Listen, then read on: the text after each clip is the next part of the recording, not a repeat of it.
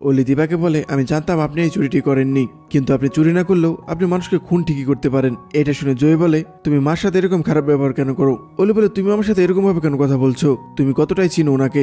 জয় বলে, আমি ওনাকে অনেকদিন ধরে চিনি। এই কথা শুনে অলি বলে, তুমি এটা কেন বললে? অলি কি তাহলে আন্দাজ করতে পেরেছে জয়ী হলো রূপা? সেটা জানার জন্য সম্পূর্ণ ভিডিওটি দেখুন।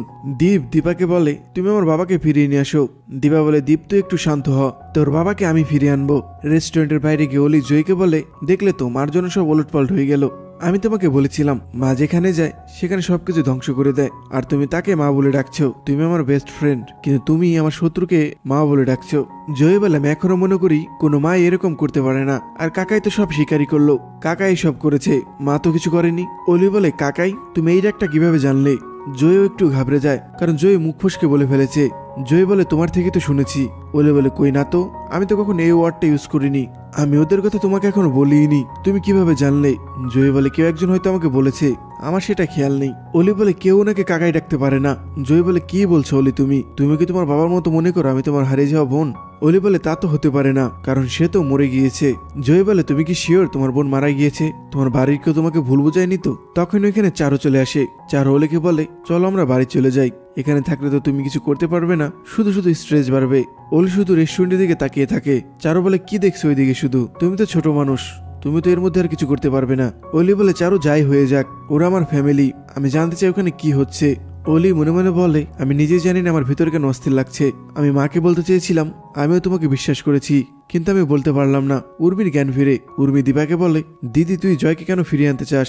দীপা বলে, কেন কোনো উত্তর নেই আমার কাছে। জয় একটা ভুল করেছে, নিজের ভুল জয় বুঝতে পেরে আমার কাছে ক্ষমা চাইতে এসেছিল, তাহলে আমি ওকে ক্ষমা না করে কিভাবে পুলিশের কাছে দিয়ে দেবো? আমি শুধু চেয়েছিলাম ও নিজের ভুলটা বুঝুক, ও সেটা বুঝতে পেরেছে। এরপরও যদি আমরা ওকে পুলিশের কাছে দিই এটা আমাদের জন্য হার হবে। আমি শুধু এখন চাই ভাইকে ফিরিয়ে আনতে, আমি এর থেকে বেশি কিছু চাই না। স্বাগত বলে, মিসেস সেনগুপ্ত আপনার মন যেটা বলে আপনি সেটাই করুন। দীপকে কান্না করতে দেখে দীপা বলে, দীপ তোমার মাসি তোমাকে কথা দিচ্ছে, তোমার বাবাকে তোমার মাসি ফিরিয়ে আনবে, তোমাকে আর তোমার মাকে কোনো কষ্ট পেতে দিবে না তোমার মাসি। দীপ বলে, থ্যাংক ইউ মাসি। দীপার মা দীপাকে বলে, তুই কি রে দীপা, যে তোর এত বড় ক্ষতি করলো তুই তাকে বাঁচাতে চাস? দীপা বলে, জয় আমার কাছে ক্ষমা চাইতে এসেছিল মা, এরপর আমি ওকে কিভাবে শাস্তি দেই? আর আমি কোনো সন্তানকেই তার বাবার কাছ থেকে আলাদা করতে পারবো না। দীপ তো আমার ভাই, ওকে শাস্তি দেওয়ার হলে আমি ওকে শাস্তি দেবো, পুলিশ কেন দিবে?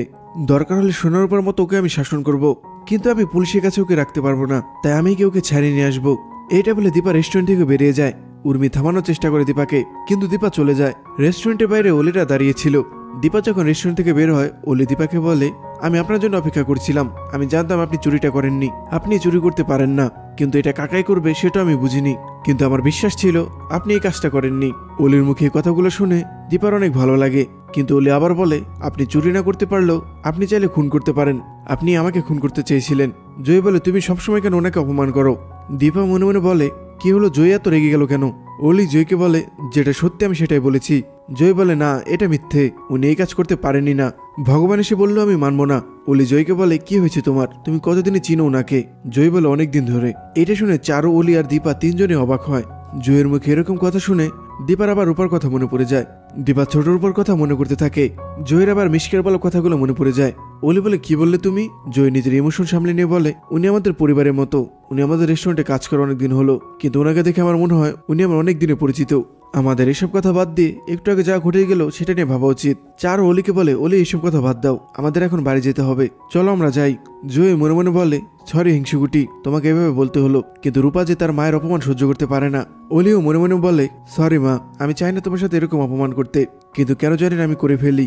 দীপা চারুকে বলে, চারু তোমরা এই কেসটা উঠিয়ে নাও, শেষ পর্যন্ত তো তোমাদের কোনো ক্ষতি হয়নি, তুমি স্পন্সরদের বলো কেসটা তুলে নিতে, তুমি ডাক্তারবাবুকে বুঝাও। চারু বলে, এখন আর এটা সম্ভব না এসজি, আর এসএস যেটা করেছে তার এগেনস্টে গিয়ে আমি কিছু করতে পারবো না, আমার দ্বারা সেটা সম্ভব না। দীপা বলে, ঠিক আছে তাহলে আমি ব্যবস্থা করছি। এইটা বলে দীপা ওখান থেকে চলে যায়। জয়ী মনে মনে বলে, মা যেটা চাইছে সেটা মা করবেই, আর মা সফল হবে, আমি এটা বিশ্বাস করি। দীপা থানায় যায়। দীপা থানায় গিয়ে অফিসারকে বলে, স্যার আমি জয় সেনগুপ্ত ব্যাপারে কথা বলতে এসেছি। জয় দীপাকে দেখে বলে, বৌদিদি তুমি এখানেই?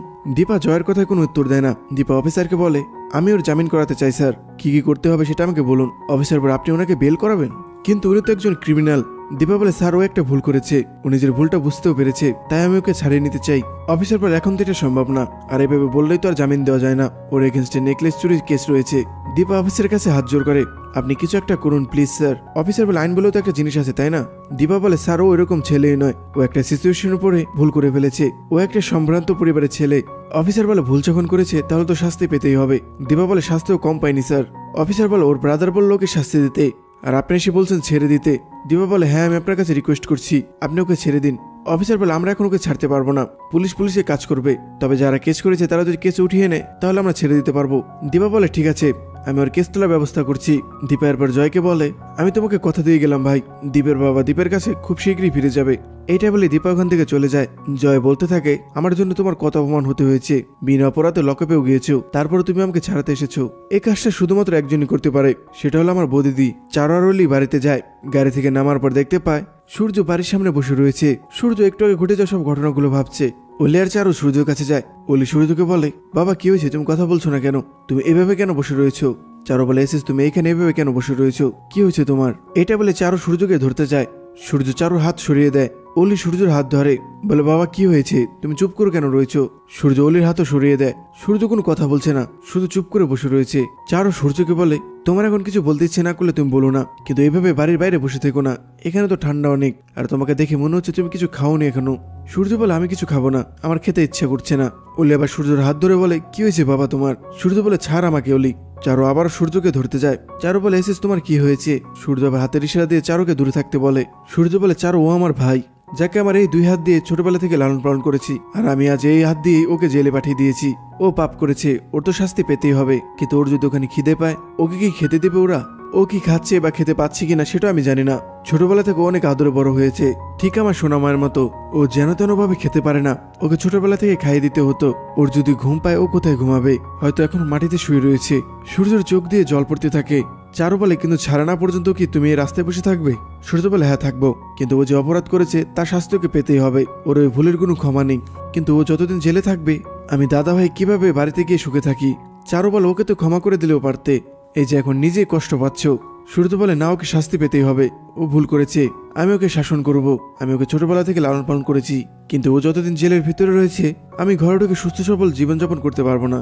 চারু সূর্যর হাত ধরে বলে বেশ, তাহলে আমরা কেসটা তুলে নিই, আমি মিস্টার প্যাটেলের সাথে কথা বলবো। সূর্য বলে না, আমার ভাই অপরাধ করেছে, ওকে শাস্তি পেতেই হবে। ও মিথ্যা অপবাদ দিয়ে দীপাকে জেলে পাঠিয়েছে, এর জন্য ওকে শাস্তি পেতেই হবে। চারু বলে সেটাই কি আসল। সূর্য বলে হ্যাঁ এটাই আসল, ও বিপদে পড়েছে, ও আমাকে বলতে পারতো। ও কি করেছে, ও নিজে নিজে ডিসিশন নিয়েছে। ও কাকে ভাসালো, ওর বউ দিদিকে, যে ওকে নিজের ভাইয়ের মতো ভালোবাসে। দীপা ওকে কত বিশ্বাস করতো, আর ও এটা কি করলো। আমি ওকে কোনোদিন ক্ষমা করবো না, হোক ও আমার ভাই। সূর্যের হঠাৎ দীপের কথা মনে পড়ে। সূর্য বলে আমার তো বাচ্চাটার কাছে যেতে হবে, ও তো আমার ভাইয়ের ছেলে, এটা আমার দায়িত্ব, আমার কর্তব্য। ওর বাবাকে আমি জেলে দিয়েছি, ও তো আমার পরিবার, ওর সাথে আমার কথা বলতেই হবে। চারু বলে তুমি ঘরে ঢুকে একটু ফ্রেশ হও, তারপর যেও। সূর্য বলে না, আমার এখনই যেতে হবে, আমি শুধু তোমাদের জন্য অপেক্ষা করছিলাম। চারু বলে তাহলে ঠিক আছে, আমিও তোমার সাথে যাব। সূর্য বলে না চারু, তুমি এই মুহূর্তে যেও না। চারু বলে আমি যাব না, দেখো জয়ের ব্যাপারটা তো ফ্যামিলি ক্রাইসিস, আর আমি কিছুদিন পর তোমার বউ হতে চলেছি, তাহলে আমিও তো তোমাদের পরিবারের অংশ।